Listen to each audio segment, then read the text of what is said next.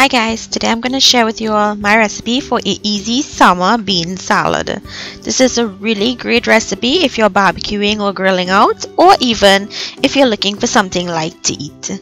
So to start, I'm going in with some garlic infused coconut oil from CGA Limited, which is a product of Trinidad and Tobago. Next, I'm going to go in with some honey. If you wanted to use agave, you can. Next, I'm going to go in with some Cajun seasoning.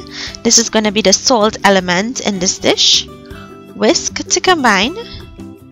And I'm also going to go in with half of an orange. This is going to add some sweetness to this dish.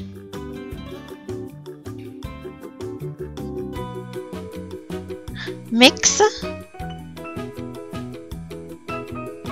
Add in some chopped cucumbers, chopped tomatoes, some pigeon peas, and the pigeon peas is already cooked, some black beans which is already cooked. All of the beans are already cooked, some white beans and